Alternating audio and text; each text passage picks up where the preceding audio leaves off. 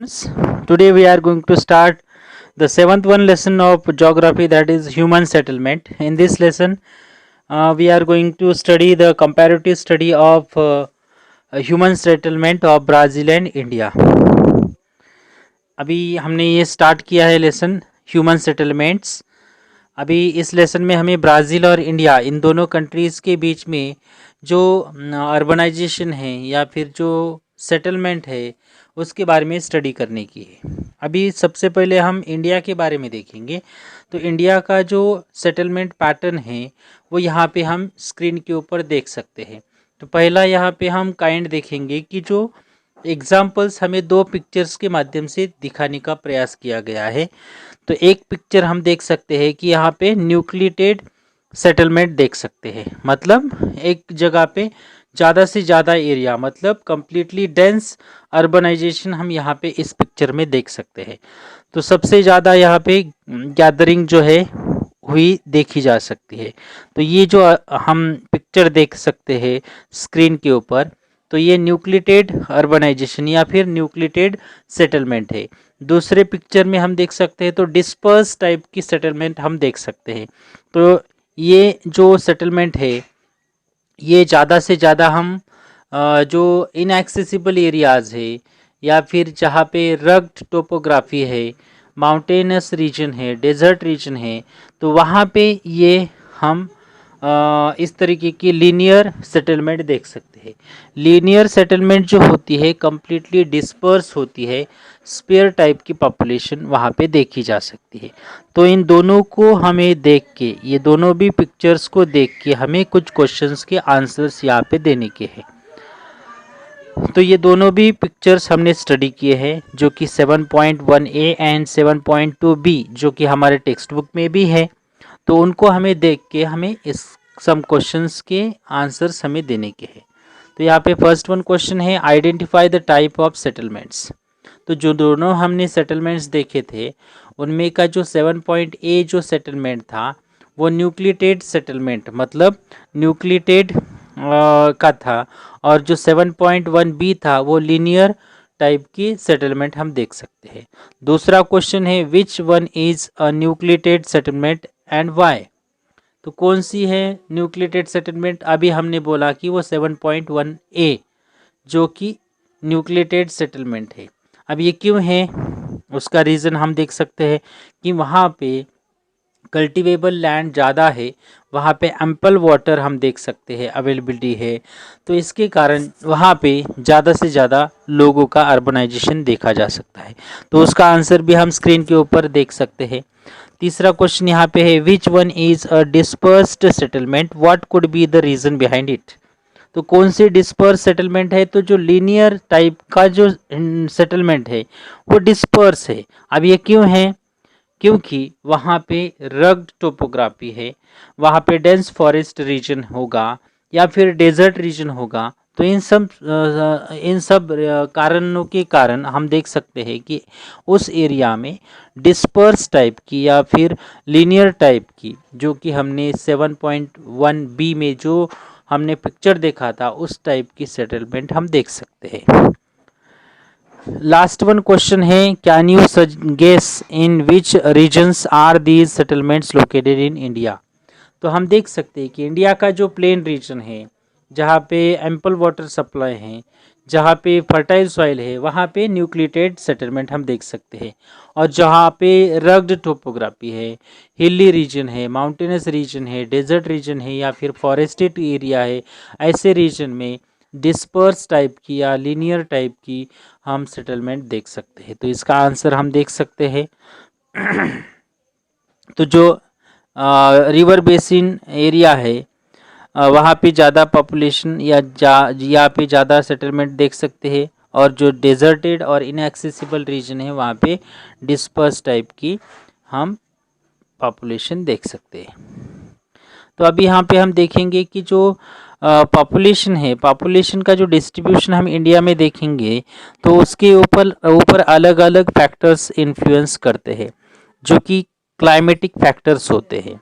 जहाँ पे availability of water होती है या फिर जो लैंड जो होता है वो रिलीफ होता है या फिर उसका प्लेन रीजन होता है, तो ऐसे एरियाज़ में हम देख सकते हैं कि ज़्यादा पॉपुलेशन देखी जा सकती है। ऐसे एरिया में न्यूक्लिएटेड सेटलमेंट्स देखी जा सकती है। अभी इंडिया में ऐसे कौन से एरियाज़ है कि जहाँ पे इस तरीके की सेटलमेंट देख सकते हैं, जैसे कि नर्मदा वैली है, उसके बाद paddy regions in Bihar, UP, Vindhya plateaus, ये कुछ एरियाज है कि जहाँ पे कल्टीवेटेड पार्ट जो है वो ज़्यादा होने के कारण, वाटर सप्लाई अच्छा होने के कारण वहाँ पे ज़्यादा अर्बनाइजेशन हम देख सकते हैं।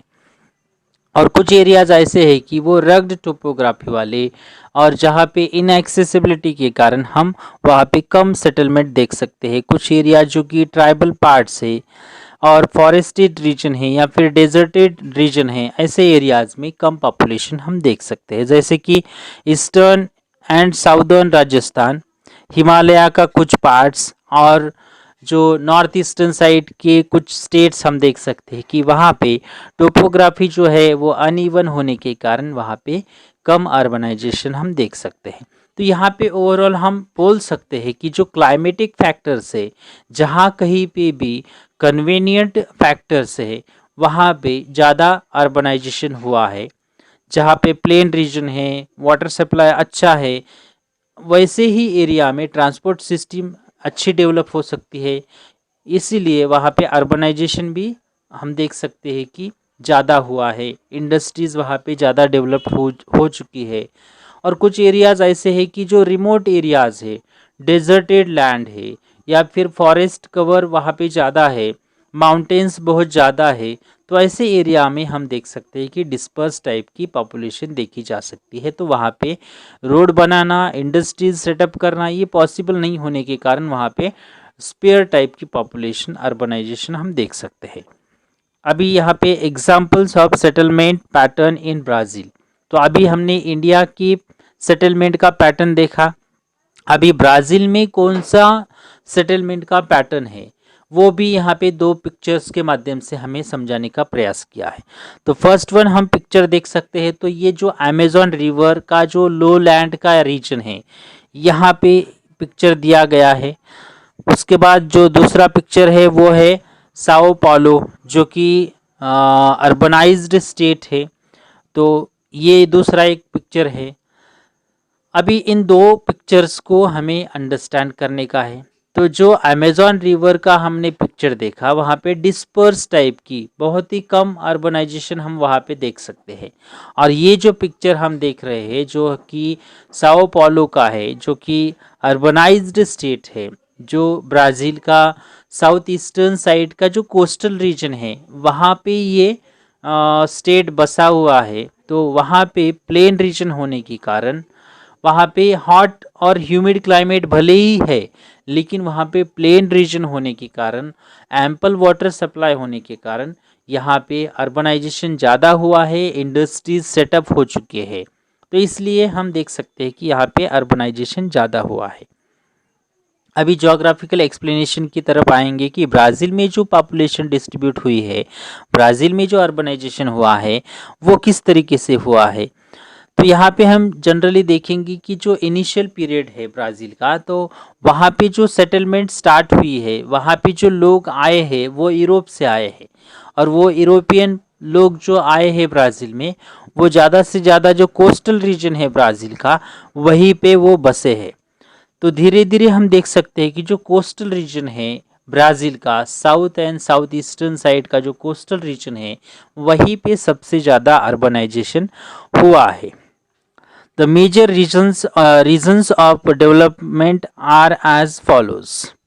Although the coastal climate is hot and humid, जैसे कि मैंने बोला था कि वहाँ पे जो कोस्टल रीजन है वहाँ पे क्लाइमेट हॉट एंड ह्यूमिड है, लेकिन फ्लैट रीजन होने के कारण, वाटर सप्लाई अच्छा होने के कारण वहाँ पे अर्बनाइजेशन ज़्यादा हुआ है। तो यहाँ पे एग्जांपल के तौर पे हमें साओ पाउलो जो मोस्टली अर्बनाइज्ड स्टेट है उसका एग्जांपल दिया गया है। तो ये साओ पाउलो जो कि अर्बनाइज्ड सिटी यहाँ पे हम देख सकते हैं, वहाँ पे फ्लैट रीजन होने के कारण, रिच सॉइल होने के कारण वहाँ पे कॉफ़ी का प्रोडक्शन अच्छा लिया जाता है। It also has a large supply of natural minerals. उसके अलावा वो उस एरिया का मतलब साओ पालो का जो आसपास का रीजन है वहाँ पे नेचुरल मिनरल्स भी एक्सट्रैक्ट किए जाते हैं, जैसे कि वहाँ से नेचुरल मिनरल्स भी एक्सट्रैक्ट किए जाते हैं। उसके अलावा the south eastern area has a good transport system. उसके अलावा जो साउथ ईस्टर्न साइड का रीजन है इस सिटी का, वहाँ पे ट्रांसपोर्ट सिस्टम भी अच्छी डेवलप्ड हो चुकी है। तो यहाँ पे हम पिक्चर में देख सकते हैं कि ये जो सिटी है साओ पालो, ये अर्बनाइज्ड है। यहाँ पे अर्बनाइजेशन बहुत ज़्यादा तौर पे हम देख सकते हैं। Rural areas such as the north east highland suffer from extreme droughts which make it difficult for practising agriculture and hence settlements are sparse here. अभी ब्राज़ील में जो स्पेयर सेटलमेंट हम देख सकते हैं वो है नॉर्थ ईस्टर्न साइड का जो कोस्टल रीजन है वहाँ पे। अब यहाँ पे ये क्यों है, क्योंकि जो ग्वाना हाईलैंड का रीजन है और वहाँ पे रेन शैडो रीजन होने के कारण वहाँ पे एग्रीकल्चरल लैंड जो है वो अच्छा नहीं होने के कारण, हाईलैंड्स होने के कारण वहाँ पे ज़्यादा तौर पे अर्बनाइजेशन हम देख नहीं सकते हैं। Settlements become sparse as we move in towards the central part of Brazil. Given are the major reasons. तो यहाँ पे हम देखेंगे कि जो सेटलमेंट्स है ब्राज़ील की वो साउथ ईस्टर्न साइड को ज़्यादा है, लेकिन हम जब सेंट्रल पार्ट में जाएंगे ब्राज़ील के तो वहाँ पे हमें sparse population, sparse urbanisation settlement देख सकते हैं। तो इसके रीजंस दिए गए हैं कि क्यों सेंट्रल पार्ट में इस तरीके से कम अर्बनाइजेशन देखा जा सकता है। तो यहाँ पे हम देखेंगे कि जो सेंट्रल पार्ट है ब्राज़ील का, वहाँ से अमेज़न रिवर फ्लो करती है, तो वहाँ पे रेन फॉरेस्ट हम देख सकते हैं। तो डेंस इक्वेटोरियल रेन फॉरेस्ट होने के कारण इनएक्सेसिबल एरिया है। उसके अलावा वहाँ पे जो क्लाइमेट है वो अनहेल्दी है, अनफिट है सेटलमेंट के लिए। उसके बाद जो नेचुरल रिसोर्सेज वहाँ पे अवेलेबल है उनके ऊपर लिमिटेशंस है। अब ये लिमिटेशंस क्या है, तो वहाँ पे नेचुरल रिसोर्सेज है लेकिन उन नेचुरल रिसोर्सेज को एक्सट्रैक्ट करने के लिए वहाँ पे ट्रांसपोर्ट रूट्स नहीं है। तो ट्रांसपोर्ट रूट्स नहीं है तो उन नेचुरल रिसोर्सेज को यूटिलाइज करने के लिए लिमिटेशंस आती है। तो यहाँ पे लास्ट वन पॉइंट वही दिया गया है कि पुअर ट्रांसपोर्ट सिस्टम के कारण हम देख सकते हैं कि वहाँ पे जो कुछ भी नेचुरल रिसोर्सेज है उनके यूटिलाइजेशंस के ऊपर लिमिटेशंस आए हुए देखे जा सकते हैं। अब यहाँ पे हम रेन फॉरेस्ट देख सकते हैं, अमेज़न रिवर का बेसिन रीजन। तो यहाँ पे डिस्पर्स टाइप की, स्पेयर टाइप की सेटलमेंट हम देख सकते हैं क्योंकि इनएक्सेसिबल एरिया है। अर्बनाइजेशन इन इंडिया, तो यहाँ पे हमें पहले अर्बनाइजेशन जो इंडिया में हुआ है तो वो एक ग्राफ के माध्यम से हमें अंडरस्टैंड करने का प्रयास करने का है। तो यहाँ पे एक ग्राफ है, यहाँ पे स्क्रीन के ऊपर हम देख सकते हैं। तो इंडिया ट्रेंड ऑफ अर्बनाइजेशन, मतलब इंडिया में जो अर्बनाइजेशन हुआ है 1961 से लेके 2011 तक, तो उसका ग्राफ यहाँ पे दिया गया है। तो इसको हमें डिटेल में समझने का है। तो हम जब नीचे की साइड को देखेंगे तो यहाँ पे ईयर्स दिए गए हैं, जो एक्स एक्सिस है उसके ऊपर ईयर्स दिए गए हैं और जो वाई एक्सिस है उसके ऊपर परसेंटेज दिया है कि कितना परसेंट वहाँ पे अर्बनाइजेशन हुआ है। तो हम देख सकते हैं कि 1961 से लेके 1971 का पीरियड देखेंगे तो अर्बनाइजेशन बहुत ही कम ग्रोथ रेट में देख सकते हैं, क्योंकि खाली 0.2 में यहाँ पे इंक्रीज हुआ है। 1961 में 18% था लेकिन 1971 में वो कितना हो गया है, खाली 18.2% हो गया है। उसके बाद हम देखेंगे तो ग्रोथ रेट जो है वो बढ़ गया है। 1971 से लेके 2011 तक हम देख सकते हैं कि अर्बनाइजेशन जो है वो ग्रो करते हुए देखा जा सकता है। और सबसे ज़्यादा कौन से डिकेड में अर्बनाइजेशन हुआ है, तो वो है 1971 टू 1981, इस डिकेड में। क्योंकि 1971 में हम देख सकते हैं तो ग्रोथ रेट वहाँ पे 18.2% है, लेकिन वो 1981 में वो 23.3% बढ़ चुका है। तो सबसे ज़्यादा ग्रोथ रेट हम देख सकते हैं तो अर्बनाइजेशन का वो 1971 टू 1981 में देखा जा सकता है, और सबसे कम ग्रोथ हम देखेंगे तो वो 1961 टू 1971 इस डिकेड में देखा जा सकता है। तो इस तरीके से हम बोल सकते हैं कि ग्रोथ रेट जो ब्राज़ील का और इंडिया का हमें यहाँ पे कंपैरेटिव स्टडी करने का है, उसमें हमने यहाँ पे इंडिया का जो अर्बनाइजेशन है वो इस ग्राफ के माध्यम से समझने का प्रयास किया है। तो इस ग्राफ को डिटेल में अंडरस्टैंड करने के बाद हमें कुछ क्वेश्चंस के यहाँ पे आंसर्स देने के हैं। तो फर्स्ट वन क्वेश्चन जो है वो what was the percentage of urbanisation in 1961। तो 1961 में क्या परसेंटेज था, अभी हमने देखा वो था 18%। तो इसका आंसर क्या है 18%। नेक्स्ट वन क्वेश्चन है in which decade was urbanisation the highest. तो कौन से डिकेड में, अभी मैंने बोला था कि कौन से डिकेड में अर्बनाइजेशन सबसे हाईएस्ट था, सबसे ज़्यादा था। तो इसका आंसर है 1971 टू 1981। उसके बाद नेक्स्ट वन क्वेश्चन है in which decade was the growth of urbanisation lowest. तो कौन से डिकेड में लोएस्ट अर्बनाइजेशन था, इसका भी आंसर मैंने बोला था वो था 1961 टू 1971, जिसमें कि खाली 2 पॉइंट से बढ़ा था 18 टू 18.2। तो इस तरीके से हमने देखा कि बहुत ही कम ग्रोथ रेट उस डिकेड में देखा जा सकता है। लास्ट वन क्वेश्चन है what interference can you draw regarding India's urbanisation after reading the graph. अभी इससे क्या आउटपुट निकाला जा सकता है, तो हम देख सकते हैं कि urbanization increased after the decade of 1971। तो 1971 से उसके बाद का जो कुछ भी पीरियड है 2011 तक का, उसमें जो ग्रोथ रेट है अर्बनाइजेशन का वो इंक्रीज होते हुए देखा जा सकता है। तो यहाँ पे हमने स्टडी किया। अभी हम देखेंगे कि जो इंडिया में अर्बनाइजेशन है, तो एक ग्राफ के माध्यम से हमने स्टडी किया कि इंडिया में जो ग्रोथ रेट है अर्बनाइजेशन का वो 1971 से बढ़ते जा रहा है। उसके बाद 2011 में हम देखेंगे कि जो अर्बनाइजेशन का जो रेट था, परसेंटेज था, वो 31.16% हम देख सकते हैं, लेकिन वो बहुत ही कम है। जब हम बाकी के जो डेवलप्ड कंट्रीज़ के साथ में हम इंडिया का कंपैरेटिव स्टडी करेंगे अर्बनाइजेशन के बारे में, तो ये जो ग्रोथ रेट है 31.16% वो बहुत ही कम है, क्योंकि 2011 में ब्राज़ील का जो ग्रोथ रेट था उस समय पे वो 84% और उससे भी ज़्यादा था। तो इसलिए हम जब डेवलप्ड कंट्री के साथ में हम इंडिया का कंपैरेटिव स्टडी करेंगे अर्बनाइजेशन के बारे में, तो ये ग्रोथ रेट बहुत ही कम है।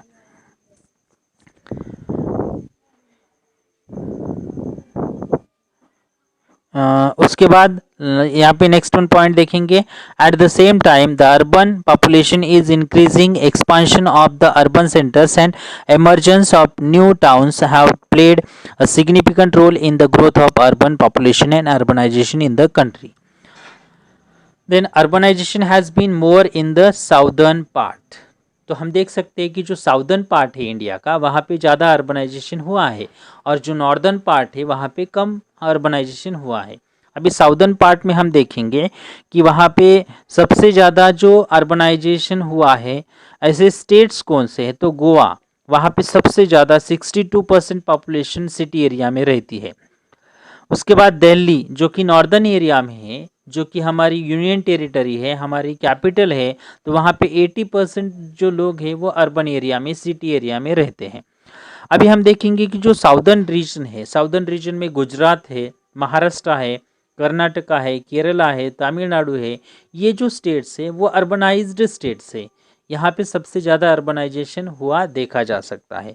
अभी हम देखेंगे कि जो कुछ नॉर्दर्न साइड की जो स्टेट्स है या फिर पार्ट्स है, ऐसे कौन से पार्ट्स है कि जहाँ पे लेस अर्बनाइजेशन हम देख सकते हैं, वो है हिमाचल प्रदेश, जम्मू एंड कश्मीर, उत्तराखंड, बिहार, राजस्थान। अब ये क्यों लेस अर्बनाइज्ड है, क्योंकि यहाँ पे जो टोपोग्राफी है वो रग्ड टोपोग्राफी है, हिमालयन रीजन है, स्नो फॉलिंग एरिया है, अप्स एंड डाउन्स रीजन है। तो ऐसे कुछ प्रॉब्लम्स के कारण, जोग्राफिकल फैक्टर्स के कारण यहाँ पे हम लेस अर्बनाइजेशन देख सकते हैं।